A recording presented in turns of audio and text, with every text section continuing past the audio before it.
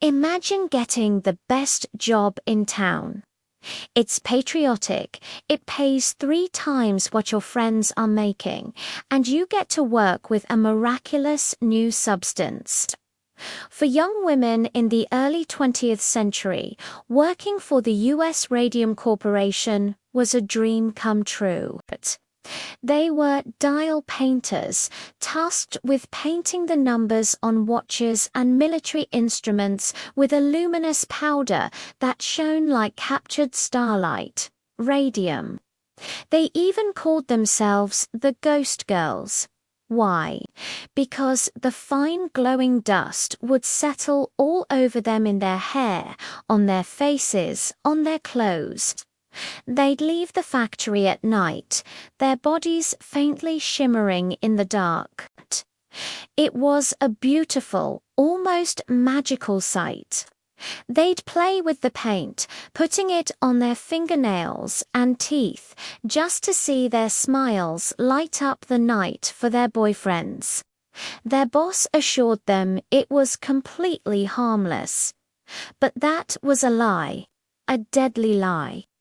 Corporate executives and scientists knew the truth but kept it hidden.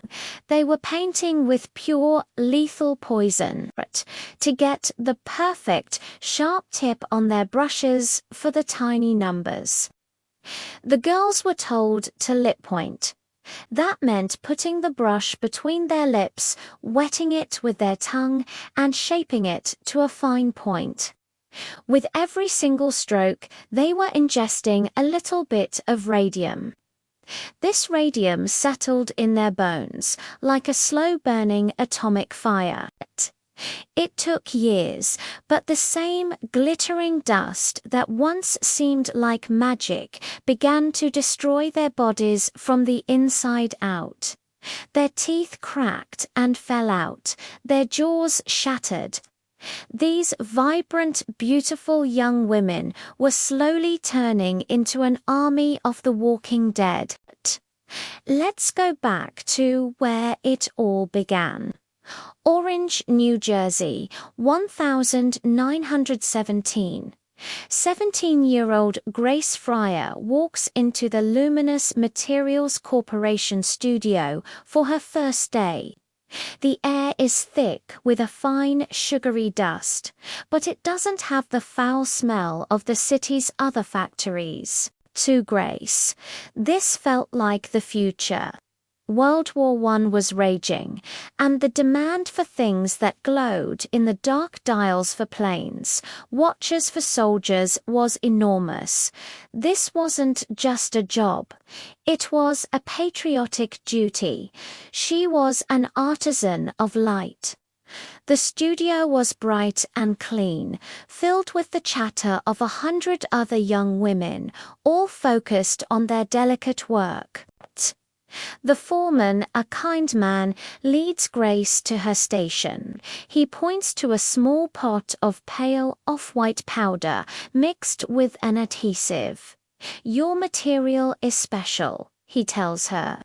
"It's called undock." In the daylight, it looked unremarkable, but he chuckled and said, but wait until the lights go out. It's magic. It's radium. Radium. The word itself was electric, a symbol of modern science and endless possibilities. It was discovered by the Curies just a couple of decades earlier, and the world was obsessed. They said it could cure cancer, invigorate the body. It was sold in tonics for the rich. It was a wonder element. The foreman hands Grace a tiny camel hair brush, a size 0. "The work is detailed," he explains. "We need a fine point, always." He then leans in and shares the secret technique.